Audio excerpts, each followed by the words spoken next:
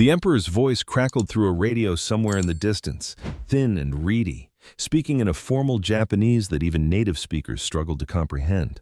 But Keiko Yamamoto, 26 years old, civilian nurse with the Imperial Army Medical Corps, understood enough. The war was over. Japan had surrendered. She stood with 43 other women in a makeshift holding area, a cleared section of jungle bordered by torn canvas tarps and American military vehicles. The smell of diesel fuel mixed with the ever-present scent of tropical rot and sea salt. Around them, U.S. Marines stood with rifles, not pointed at the women, but ready, watching, waiting. Everything Keiko had been taught told her what came next. The propaganda broadcasts had been explicit. American soldiers were beasts. They would violate Japanese women without hesitation. Death before dishonor, the posters had declared. Better to throw yourself from a cliff than endure what the enemy would do. Several women near her were weeping. 19-year-old Tomiko Sato clutched a small blade she'd hidden in her uniform, not large enough to be a weapon, but sufficient for one final choice. Older women, like 42-year-old nurse supervisor Haruko Tanaka, stood rigid, faces blank, already retreating somewhere deep inside themselves where the coming horrors couldn't reach. But when the American officer approached, Captain Robert Mitchell, 29, from Spokane, Washington, his name tag read, he did the unthinkable. He stopped 6 feet away. He didn't touch anyone. Instead, through a Japanese-American translator, Private First Class Daniel Yoshida, 22, born in Sacramento, he said, "You are prisoners of war under the protection of the Geneva Convention. You will be treated with dignity. You will not be harmed." Keiko didn't believe him. How could she? The first hours, September 1945, Camp Susupe, Saipan. The women are loaded onto trucks, still no hands grabbing, no one shoved or struck, and driven to what had been a civilian internment camp, now repurposed as a processing center for Japanese military personnel awaiting repatriation. The facility is a grid of Quonset huts and canvas tents surrounded by chain-link fencing topped with barbed wire. Guard towers stand at each corner, manned by American soldiers who smoke cigarettes and read letters from home. Keiko and the other women are assigned to Barracks 7, a long wooden structure with rows of cots, each with a folded olive drab blanket, a thin mattress, and a pillow. The August heat is suffocating inside, but screened windows allow what little breeze exists to pass through. At the far end is a shared latrine facility, crude but functional. A female officer enters. Lieutenant Sarah Chen, 27, U.S. Army Nurse Corps, Chinese-American from San Francisco. She carries a clipboard and speaks through Private Yoshida, who translates with careful precision. "You will each receive a medical examination," Lieutenant Chen says. "It is required by the Geneva Convention, Article 15, to ensure your health and treat any injuries or illnesses. The examination will be conducted by female medical personnel only. You have the right to refuse any procedure you do not understand." Keiko watches the other women. Several are shaking. Mieko Fujita, 24, a communications officer, says in a whisper that carries, "This is how it begins. The examination is a pretext." But Lieutenant Chen seems to understand the fear even before Yoshida translates. She sets down her clipboard and speaks again. "I know you're frightened. I know you've been told terrible things about us. I cannot make you trust me with words. I can only show you through actions. When you are ready, we will proceed. There is no rush." She leaves. The door closes with a soft click, not a slam. The women stare at each other in the dimming light. The weight of waiting. The first weeks. The first weeks are tense, stretched tight like wire ready to snap. Every footstep outside the barracks causes heads to turn. Every time a guard approaches, women unconsciously press themselves toward the back wall. Tomiko still sleeps with her small blade hidden under her pillow, but the violence never comes. Instead, 3 times a day, meals arrive. Not the meager rations they'd been surviving on during the final months of the war, boiled roots, weevil-infested rice, whatever could be scavenged, but actual food. Canned meat, fresh bread, powdered milk mixed with water, canned peaches that taste like captured sunlight, coffee, bitter and strong, sugar, salt, pepper.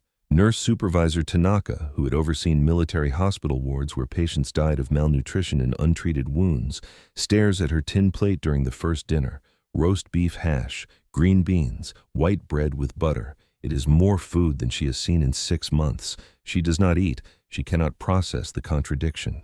"It's poisoned," whispers Sachiko Endo, 31, a former schoolteacher conscripted as a clerical worker, "or drugged to make us compliant." But Private Yoshida, who delivers the meals with 2 other American soldiers, Corporal James Wu, 24, and Private First Class Antonio Rodriguez, 20, hears the concern and addresses it directly.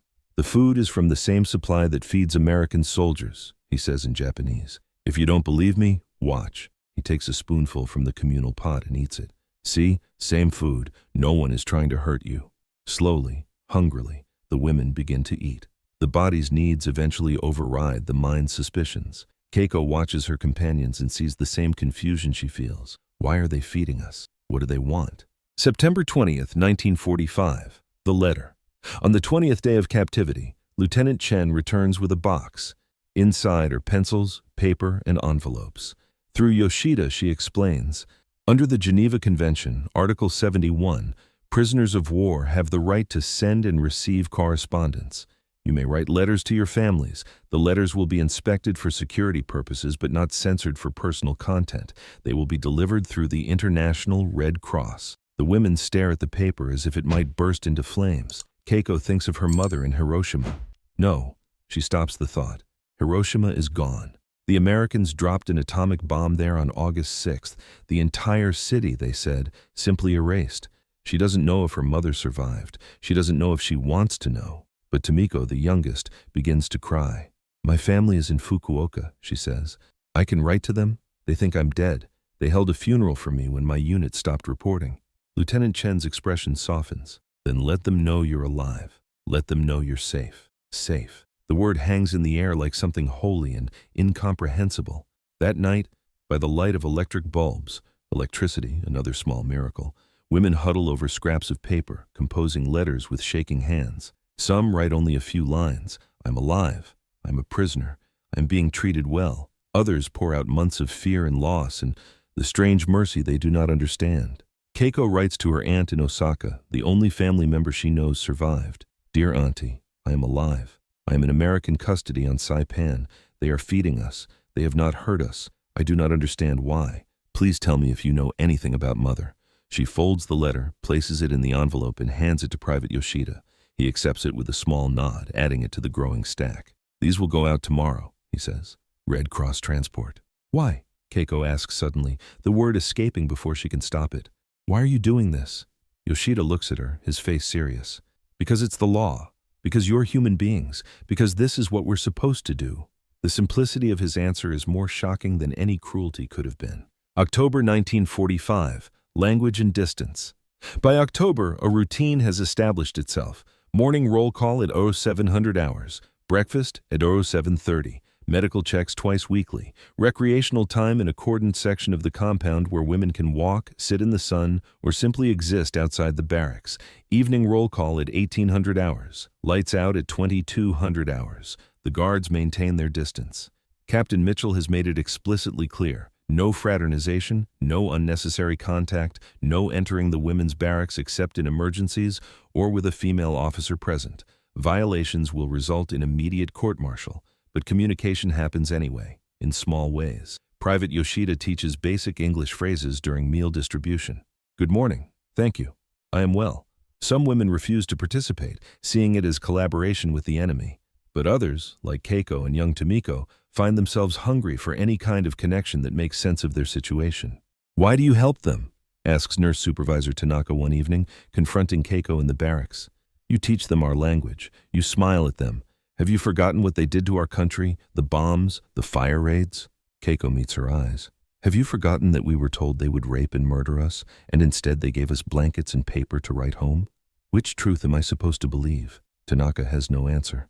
She turns away, but Keiko sees the crack in her certainty, the same crack growing in all of them. November 3rd, 1945, the newsreel, the Americans set up a projector in the mess hall and announce that attendance is mandatory. The women file in, suspicious and wary. A white sheet hangs on the wall as a screen. Captain Mitchell stands beside it, his expression grave. "What you are about to see," he says through Yoshida, "is footage taken by American and British forces in Europe earlier this year. It shows concentration camps operated by Nazi Germany. We believe you should know what your alliance fought alongside. You deserve to know the full truth of this war." The projector clicks to life. The images are black and white, grainy, and absolutely devastating. Piles of skeletal corpses, living people who look like walking skeletons, mass graves, gas chambers, crematoriums. The footage is from Bergen-Belsen, Dachau, Auschwitz-Birkenau, the systematic industrial murder of millions. Several women vomit, others weep. Sachiko, the former teacher, covers her face and whispers, "No, no, no," over and over, a prayer against reality. When the footage ends and the lights come back on, Captain Mitchell speaks again. "Germany was your ally. This is what they did. We fought against this. I'm not telling you this to make you feel guilty. I'm telling you because you have the right to know what kind of war this was, what was really at stake." The women file out in silence, shattered. That night in the barracks, arguments erupt. "Propaganda," insists Mieko, the communications officer. "American lies to justify what they did to our cities." But Nurse Supervisor Tanaka, who has remained coldly skeptical for months, says quietly, "I worked in field hospitals in China. I saw things, not like that, but things we were not supposed to talk about, orders we followed, civilians who—" She stops. "If that footage is real, then perhaps we did not know our allies as well as we thought. Perhaps we did not know ourselves." Keiko lies on her cot, staring at the ceiling, and feels the entire architecture of her understanding collapsing. The Emperor had surrendered. The Americans were feeding them. The Germans had done the unspeakable. Every certainty was turning to sand. December 1945. Letters from home. The first replies begin arriving through the Red Cross in early December. Tomiko receives a letter from her parents, and her scream of joy echoes through the barracks. They are alive. Her little brother survived. Their house was damaged in a raid but still standing. They thought she was dead, and now she is resurrected. A miracle on paper. Keiko receives a letter from her aunt. "Your mother is alive. She was outside the city visiting a cousin when the bomb fell. She is injured and ill, but alive. She asks about you every day. Come home, little bird. Come home." Keiko reads the letter 17 times, memorizing every character. Her mother is alive. The relief is so overwhelming she cannot breathe for a moment. Then she looks around the barracks at women who have received no letters, who never will, whose families were erased by fire or atomic light, and the guilt crashes down. Why does she get to have this? What did she do to deserve mercy when so many received none? Private Yoshida finds her sitting outside the barracks that evening, shivering in the December chill despite her regulation coat. He sits down on the step, maintaining a respectful distance, and offers a canteen cup of hot coffee. "Good news or bad?" he asks in Japanese. "Good," Keiko says.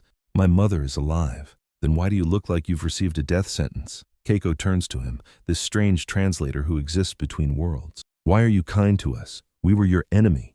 Japan killed Americans. Americans killed Japanese. Why doesn't anyone here hate us?" Yoshida is quiet for a long moment. Then, "My family was sent to Manzanar, an internment camp in California. We were American citizens, but after Pearl Harbor, we were considered enemy aliens and locked up for the duration of the war. I enlisted from the camp to prove my loyalty, to prove I was American. I fought in Italy with the 402nd Regimental Combat Team, all Japanese Americans, the most decorated unit in U.S. military history. We bled for a country that imprisoned our families." He pauses, staring out at the darkening sky. "I know what it's like to be seen as the enemy because of your face, your name, your ancestors. I know what it's like when people judge you for a government's actions. You didn't start this war, neither did I. But we can choose how it ends. We can choose to see each other as human beings, or we can carry hate forever. The hate is easier. Being human takes more courage." Keiko looks at him, this Japanese-American soldier who fought for a country that imprisoned him, who translates with infinite patience for women taught to despise him, and she understands something profound. Mercy is not weakness. Mercy is the hardest choice of all. January 1946, the choice. In January, repatriation begins in earnest. Ships are being prepared to transport prisoners back to Japan. The women in Barrack 7 will leave within weeks. They should be celebrating. They should be desperate to return home. But something unexpected has happened. The women are divided. A group of 15, led by Nurse Supervisor Tanaka, plans to return to Japan and join reconstruction efforts. "Our country needs us," Tanaka says. "Everything is destroyed. They need nurses, teachers, workers. We cannot abandon our people." But another group, including Keiko and Tomoko, is conflicted. Keiko has been offered a position as a translator for the U.S. occupation forces in Japan. The pay would allow her to support her mother. The work would help facilitate the transition of power, the rebuilding. "You would work for them?" Mieko demands, her voice sharp with betrayal. "After everything Japan has suffered?" "Japan lost the war," Keiko replies quietly. "That is the reality. The Americans will occupy our country whether I help or not. If I work with them, Perhaps I can make it easier for our people. Perhaps I can be a bridge instead of a barrier. The argument spirals, heated and painful. Accusations of collaboration, counter-accusations of blind nationalism. The Americans have not turned them into enemies, but the question of what comes next has. Lieutenant Chen intervenes, calling a meeting in the mess hall. "You are all free to make your own choices," she says. "Some of you will return to Japan on the repatriation ships. Some of you may choose to work with occupation authorities. Some may apply for refugee status if returning home is impossible. There is no wrong answer. You have survived a terrible war. How you move forward is yours to decide." That night, Keiko writes another letter to her aunt. "I am coming home, but not immediately. I have accepted a position as a translator. I will work in Tokyo. I will send money. I will help rebuild. I hope you can forgive me for not returning right away. I hope you can understand that this is how I choose to serve Japan now, by helping our people navigate this new world we must live in." She seals the letter and thinks, "I am not the same person who stood in the jungle on August 15th waiting to die. I am not the same person who believed the propaganda. The Americans did not make me into something new. They simply gave me space to choose who I wanted to become." February 14th, 1946, departure. The repatriation ship is docked at Saipan's harbor, a Liberty ship repurposed for passenger transport. The first group of women, 32 in total, prepares to board. Nurse Supervisor Tanaka leads them, her spine straight, her face composed. The remaining women from Barrack 7, including Keiko, have come to see them off. Captain Mitchell is there, along with Lieutenant Chen and Private Yoshida. It is a strange gathering, former enemies who have become something else, something without a clear name. Tanaka approaches Captain Mitchell. She bows, a formal Japanese bow of respect and gratitude. "Captain," she says in careful English, words Keiko has helped her practice. "Thank you for your kindness. I did not expect it. I did not understand it. I still do not fully understand, but I'm grateful." Mitchell returns the bow, awkward but sincere. "Safe travels, Nurse Supervisor. I hope you find your country healing when you arrive. I hope you help heal it." The women board the ship. Keiko watches them go, these women she has shared barracks with for 5 months, and she feels the weight of diverging paths. They are all survivors, but they are surviving in different directions now. Tomiko stands beside her, tears streaming down her face. "Do you think we made the right choice?" she whispers. "Staying?" Keiko thinks about her mother waiting in Hiroshima's ruins. She thinks about the newsreels of concentration camps. She thinks about Private Yoshida's words. "Being human takes more courage." She thinks about Captain Mitchell keeping his distance, about Lieutenant Chen offering choices, about the simple revolutionary act of being treated with dignity. "I think," Keiko says slowly, "that there is no right choice. There is only the choice we can live with, and I can live with this." The ship's horn sounds, deep and mournful. The vessel begins to pull away from the dock, carrying women back to a Japan that no longer exists, a country being remade by the same hands that destroyed it. Keiko watches until the ship disappears over the horizon, then turns back toward the camp. There is work to do. There are letters to translate, conversations to facilitate, bridges to build between languages and peoples, and the fractured pieces of what comes after war. She does not know if she will succeed. She does not know if forgiveness is possible, or if what she is doing even counts as forgiveness. She only knows that hate is a weight she can no longer carry, and mercy, unexpected, unearned, inexplicable mercy, has given her something she never thought she would have again: a future. March 1946, Tokyo, Japan. The Dai-ichi Building. Keiko Yamamoto stands in the lobby of General Douglas MacArthur's headquarters, wearing a crisp white blouse and navy skirt purchased with her first month's salary. The building, once the headquarters of a Japanese insurance company, now houses the Supreme Commander for the Allied Powers and the administrative machinery of occupation. American soldiers move through the corridors with purpose. Japanese civilians in Western clothing hurry past with documents and briefcases. The war has ended, but the work of transformation has just begun. She is 27 years old now. Her mother is alive in a rented room in what remains of Hiroshima, receiving treatment for radiation sickness. Keiko sends money every week. It is not enough. It will never be enough, but it is something. It is the difference between survival and slow death. Her job is to translate correspondence between Japanese citizens and occupation authorities, property disputes, business licenses, requests for food aid, petitions for missing family members. Every document that crosses her desk is a small piece of a shattered country trying to reassemble itself. She translates with meticulous care, knowing that each word might mean the difference between a family eating or starving, between justice and bureaucratic oblivion. Lieutenant Chen, now Captain Chen, works in the medical division of the occupation government overseeing public health initiatives. They have coffee together once a week in the building's cafeteria, an unlikely friendship born from months in a barracks on Saipan. Captain Chen tells her about the tuberculosis epidemic sweeping through Tokyo's crowded tenements. Keiko tells her about the letters she receives from women still waiting for husbands who will never return from Manchuria or the Philippines or the bottom of the Pacific. "Do you regret staying?" Captain Chen asks one afternoon in April over weak coffee and rice crackers. Keiko considers the question. She thinks about her mother's letters, shaky handwriting describing the keloid scars that cover her arms, the nausea that never quite goes away, the neighbors who died in the months after the bomb from illnesses no one understood. She thinks about the women who returned to Japan on the repatriation ships, stepping back into rubble and grief, and a social structure that blamed them for surviving. "I regret that I had to make the choice," Keiko says finally. "But I do not regret the choice I made." Captain Chen nods. "That's the most honest answer I've heard in a long time." June 1946, the letter from Tomiko. Tomiko Sato, now 20 years old, writes to Keiko from Yokohama, where she has found work with the International Red Cross. Her job is to help reunite displaced persons with their families, Japanese civilians scattered across the Pacific, prisoners of war coming home, orphans searching for any surviving relatives. "Dear Keiko-san, I have matched 43 families so far, 43 people who thought their loved ones were dead, now reunited. Yesterday, I watched a mother see her daughter for the first time in 3 years. They collapsed on the floor of our office and wept. The mother kept saying, 'You're real,' touching her daughter's face as if she might disappear. I thought about that moment on Saipan when Captain Mitchell told us we would be treated with dignity. I didn't believe him. I thought it was a trick, a prelude to something terrible. But he told the truth. They all told the truth. And now I spend my days helping other people discover that their loved ones told the truth when they wrote, 'I am alive.' Truth is the foundation of everything, isn't it? Without truth, there is only fear and suspicion and waiting for the other shoe to drop. The Americans could have lied to us. They could have been cruel. But they chose truth and distance and small mercies, and somehow that changed everything. I'm learning English properly now. I want to work internationally, maybe with the United Nations when it fully forms. I want to be part of building systems where what happened to us, the unexpected mercy, becomes the expectation, not the exception.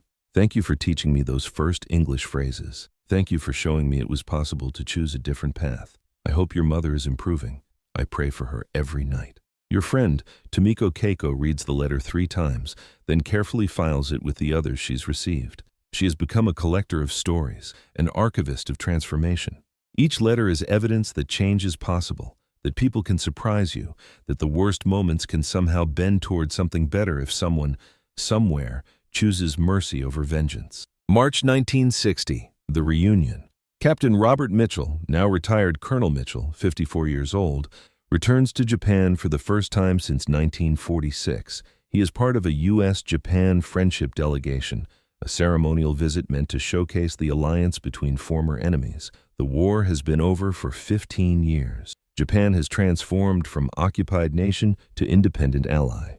The security treaty has been signed. The economic miracle is underway. Keiko, now 41, working as the chief translator for the Ministry of Foreign Affairs, is assigned to the delegation. She sees his name on the roster, and her breath catches. Captain Mitchell, the man who stood 6 feet away in the Saipan jungle and promised dignity when she expected degradation. They meet in a formal reception at the American Embassy.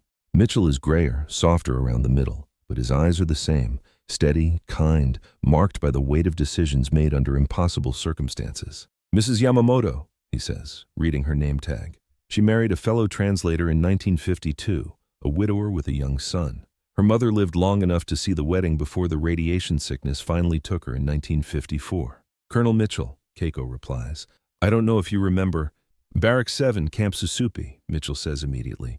"Of course I remember. You were the nurse who asked me why we were doing this, why we were being kind." Keiko's eyes fill with tears, unexpected and unstoppable. "You kept your promise, all of you. You said you would treat us with dignity, and you did. It changed everything." Mitchell's own eyes glisten. "I'm glad," he says quietly.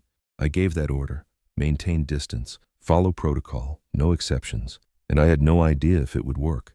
I had no idea if restraint would be interpreted as weakness, if kindness would be mistaken for something else. But it was the right thing to do. And I'm grateful it made a difference. It made more than a difference, Keiko says. It made a future possible. Tomiko Sato, do you remember her? 19 years old, tiny, terrified. She now works for the UN and travels the world teaching conflict resolution. I'm chief translator for the Foreign Ministry, facilitating the very alliance we're celebrating tonight.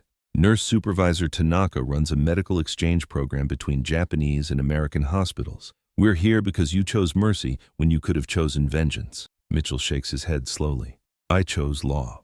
I chose to follow the rules we'd agreed to as nations, even when it would have been easier not to. The mercy was just what the law required. Then perhaps, Keiko says softly, the law is wiser than we knew, perhaps binding ourselves to dignity, even when we don't feel like it, even when our enemies don't deserve it, is what separates civilization from barbarism. They talk for an hour, there in the embassy's elegant reception room. Mitchell tells her about returning home to Spokane, about struggling to readjust to civilian life, about the nightmares he still has about the war. Keiko tells him about her mother's death, about her stepson who is learning English and dreams of studying in America, about the slow, painful work of building trust between nations that had tried to destroy each other. Do you think it's permanent? Mitchell asks. This peace we've built? Keiko considers the question. I think it's as permanent as we choose to make it. Every day, we have to choose mercy over revenge, law over impulse, dignity over degradation. It's not a switch that flips once and stays flipped. It's a muscle we have to exercise constantly. That's exhausting, Mitchell says with a wry smile. Yes, Keiko agrees, but the alternative is worse. November 1970, the documentary. A young American filmmaker, Judith Brennan, 28 years old, arrives in Tokyo working on a documentary about reconciliation after World War II.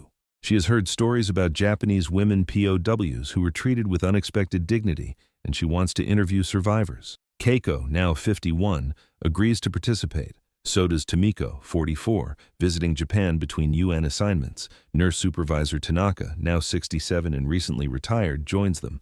Together, they sit in front of cameras and tell their stories for the historical record. What was it like, that first moment of capture? Judith asks. Keiko speaks first. It was like standing on the edge of a cliff, knowing you're about to fall, and then not falling. The ground holds. That's what it felt like. We were told to expect horrors, and instead we found rules, structure, distance. It was disorienting. Disorientation was almost worse than violence would have been, because we knew how to process violence. We didn't know how to process mercy. Tomiko adds, I was so young, 19. I thought my life was over. And instead, it was the beginning of understanding that the world was more complex than I'd been taught, that enemies could choose not to be monstrous. That choice matters more than nationality or ideology or any of the reasons we fight wars. Tanaka, speaking last, says, I was 42 when I was captured. I thought I understood the world. I'd served in military hospitals for years. I'd seen the worst of war, but I'd never seen what happened when someone with power chose restraint. When someone followed the law, even when it was difficult, even when the law protected people they had every reason to hate. That was my education. That was what made me realize that civilization isn't about never having conflicts. It's about how we conduct ourselves when we do. The documentary, when it's released in 1972, wins awards and airs on public television in 15 countries. It becomes a teaching tool in conflict resolution courses, in military academies, in university programs studying reconciliation. The women's testimonies are quoted in papers and books. Their stories become part of the larger narrative of how enemies become allies, how wars end not just with surrenders, but with choices about what comes next. April 1985, the letter to the next generation. Keiko is 66 years old now, her hair silver, her hands marked with age spots. She sits at her desk in her Tokyo apartment, much nicer now, overlooking a small park, and writes a letter to her grandson, Takeshi, who is 17 and has been accepted to study international relations at Georgetown University in Washington, D.C. Dear Takeshi, you asked me to write down my experiences during the war for your school project. I'm doing so, but I want to be clear. This is not just a story about the past. This is a blueprint for the future, your future. When I was captured on Saipan in August 1945, I expected to die. I had been taught that the Americans were monsters, that they would brutalize us without mercy. Everything I believed told me that capture meant the end of honor, the end of dignity, the end of life as I knew it. But what happened was more revolutionary than I could have imagined. The Americans chose to follow international law. They chose to see us as human beings protected by that law, not as objects of revenge. They maintained physical distance, never touching us unnecessarily, never using their power to dominate or humiliate. They fed us, gave us blankets, allowed us to write letters home, treated our illnesses. They did these things not because they liked us or forgave us or thought we were innocent. They did these things because the law required it, and they had decided that the law mattered more than their feelings. That decision changed my life. It changed hundreds of lives, and in changing those individual lives, it helped change the relationship between our nations. You will study international relations in America. You will learn theories of conflict and peace, diplomacy and war. But I want you to remember this simple truth. Mercy, when it is structural and consistent, is more powerful than any weapon. Dignity, when it is protected by law and enforced even when it's difficult, creates the conditions for transformation that punishment never can. Your great-grandmother died of radiation sickness from the atomic bomb. That is also true. Both things are true. Americans dropped the bomb that killed her, and Americans showed mercy to her daughter. You must hold both truths without letting one cancel the other. The world is complex.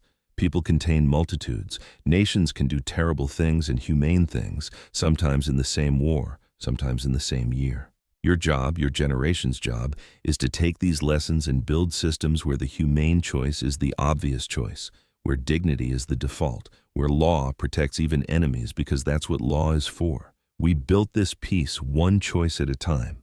We built this alliance one act of restraint at a time. We built this future by recognizing that mercy is not weakness. It is the hardest form of strength. Build on what we started. Make it permanent. Make it universal. Make it the inheritance you give to your children.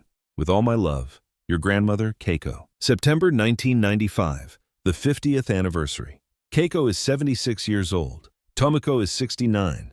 Nurse Supervisor Tanaka has passed away at age 92, peacefully in her sleep, mourned by hundreds of nurses she trained over 50 years. The 50th anniversary of the end of World War II is marked by commemorations across the Pacific. In Tokyo, a special ceremony is held to honor reconciliation efforts. Former prisoners of war, both Allied soldiers who survived Japanese camps and Japanese civilians who survived American custody, are invited to speak. Keiko stands before a crowd of diplomats, military officials, survivors, and family members. Her voice is still strong, her mind sharp. 50 years ago, she says, I stood in a jungle on Saipan and waited to die. I was convinced that capture meant the end of everything. My honor, my life, my future. I was wrong.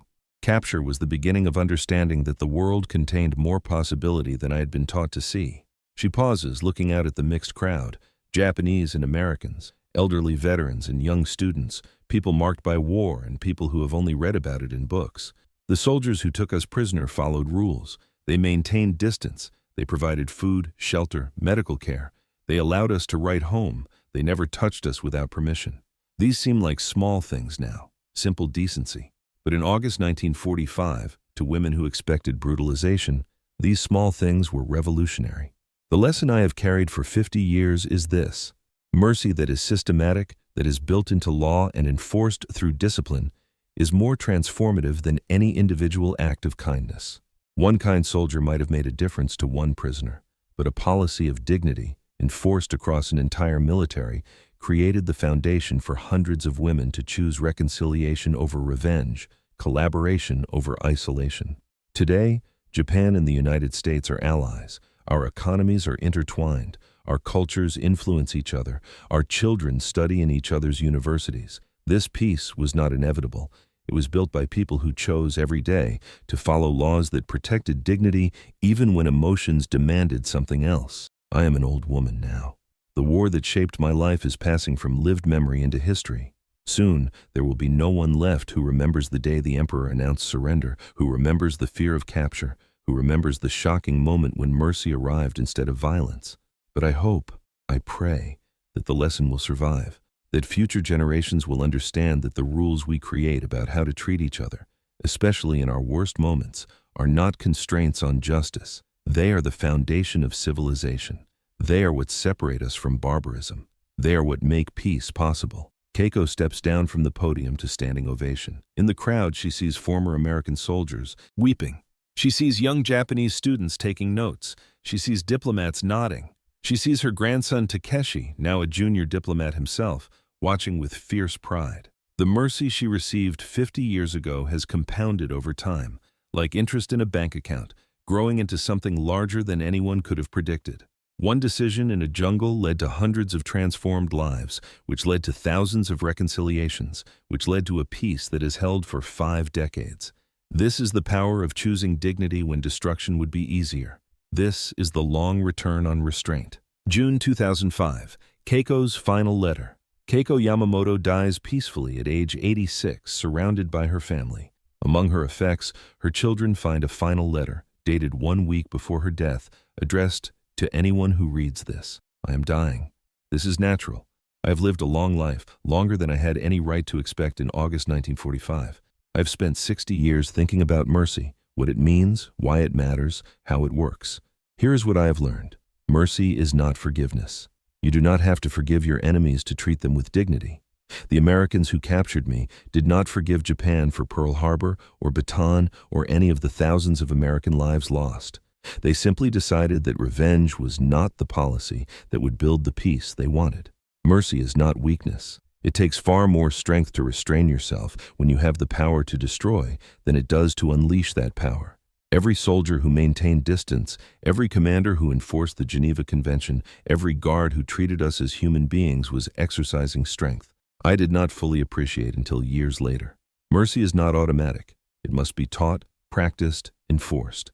Captain Mitchell gave orders. Officers followed them. Violations were punished. This was not individual virtue. This was systematic commitment to values that transcended circumstance. Mercy creates options. When I was treated with dignity, I had space to choose what came next. I could return to Japan or stay to help with reconstruction. I could hate Americans or work with them. I could cling to propaganda or accept truth. Mercy gave me agency when I should have had none. Mercy compounds. The dignity I received on Saipan allowed me to become a translator. My translation work helped facilitate reconciliation. That reconciliation created space for Tomiko to work internationally. Her work influenced policy.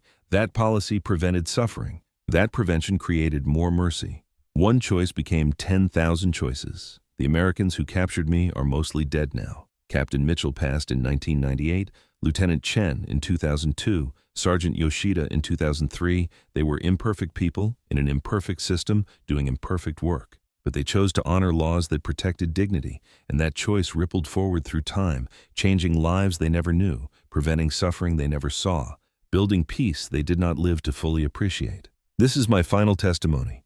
Mercy is not sentimentality. Mercy is infrastructure. Mercy is the foundation on which everything else worth building must rest. If you remember nothing else from my life, remember this. In your worst moment, when you have power over someone who harmed you or someone you love, the choice you make will echo forward in ways you cannot predict. Choose law over emotion. Choose dignity over vengeance. Choose the hard work of restraint over the easy release of destruction. That choice made a nurse in a jungle become a bridge between nations. That choice made enemies become allies. That choice made war become peace. What will your choice make? Keiko Yamamoto, Tokyo, Japan, June 2005. Epilogue. The architecture holds 20 years after Keiko's death in 2025. Her story is taught in universities across the world. The documentary from 1972 has been digitally restored and is available online, viewed by hundreds of thousands. Tomiko's work with the United Nations helped shape the Rome Statute that created the International Criminal Court. The protocols used by American forces in Pacific POW camps have been studied and adapted by peacekeeping forces worldwide. The women of Barrack 7, those who survived long enough, have all passed now. But their testimony remains. Their letters, carefully preserved, are housed in archives in Tokyo, Washington, D.C., and Geneva. Researchers mine them for insights into reconciliation, transformation, and the mechanics of peace building. The key insight, repeated in paper after paper, dissertation after dissertation, is this: systematic mercy creates conditions for transformation that individual kindness cannot achieve. A final note to readers. This story is based on extensive historical research into the treatment of Japanese POWs by American forces in the Pacific Theater, testimonies from survivors, military records, and post-war reconciliation efforts. While the specific characters of Keiko, Tomiko, and others are fictionalized composites, their experiences reflect documented realities of women who survived the end of World War II in American custody. The choice to treat prisoners with dignity was not universal. Abuses occurred in every theater of war, but the systematic commitment to Geneva Convention protocols by many American commanders created outcomes that contrasted sharply with Japanese propaganda and with treatment of POWs in other contexts. This is not an argument that mercy erases atrocity or that kindness balances cruelty. The atomic bombs fell. The firebombing campaigns destroyed cities. The Japanese military committed systematic atrocities. All of that is true simultaneously with the truth that some soldiers, in some circumstances, chose restraint, and that choice mattered. The purpose of this story is to demonstrate that mercy, when systematized and enforced, creates possibilities that individual virtue alone cannot achieve. The purpose is to show that law, followed faithfully even when difficult, can protect dignity in circumstances where dignity seems impossible. The purpose is to document that transformation is possible, reconciliation is achievable, and peace can be built between enemies if someone, somewhere, chooses to begin with dignity. Where are you reading this from? Share your location in the comments. If you're interested in more forgotten histories of reconciliation, conflict resolution, and the mechanics of peace building, subscribe for future stories. And consider, in your life, in your sphere of influence, what architecture of mercy are you building? What choices are you making that will compound forward in time, creating patterns of dignity that outlast you? The architecture holds, but only if we choose to maintain it, only if we choose every day to honor the difficult work of restraint, only if we remember that law at its best is mercy made systematic, only if we build deliberately and with discipline the world we want to inhabit. The women of Barrack 7 made their choice. History has recorded the outcome. Now it's your turn. When dignity is policy, not personality, it survives changes in leadership. When restraint is enforced by law, not left to individual virtue, it creates predictable outcomes. When international conventions are actually followed, not just signed, they demonstrate that cooperation across conflicts is possible. The women expected beasts and found law. They expected violence and found distance.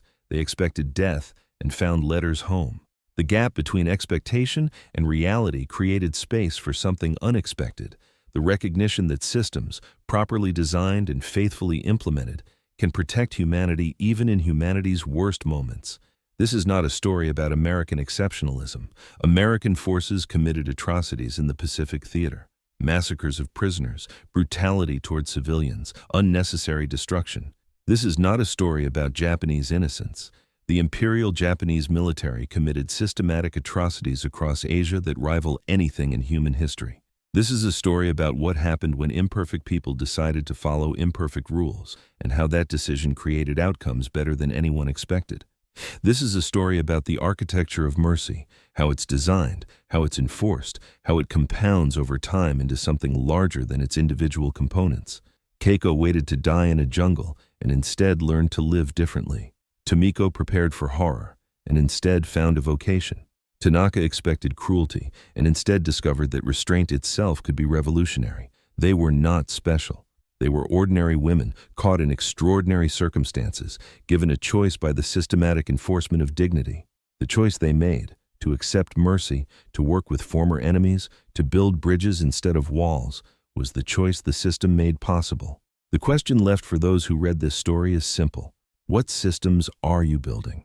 What choices are you making possible for people in their worst moments? What architecture are you constructing that will outlast your individual virtue and create patterns of dignity that survive even when the people who designed them are gone? Keiko's mercy compounded for 60 years. The soldiers who chose restraint in 1945 created ripples that are still moving outward in 2025. The law they followed, imperfect, insufficient, often violated, nevertheless created enough structure to allow transformation.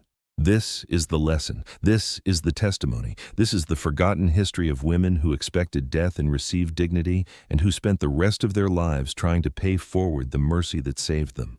The architecture holds. The choice remains. The future waits to see what we will build.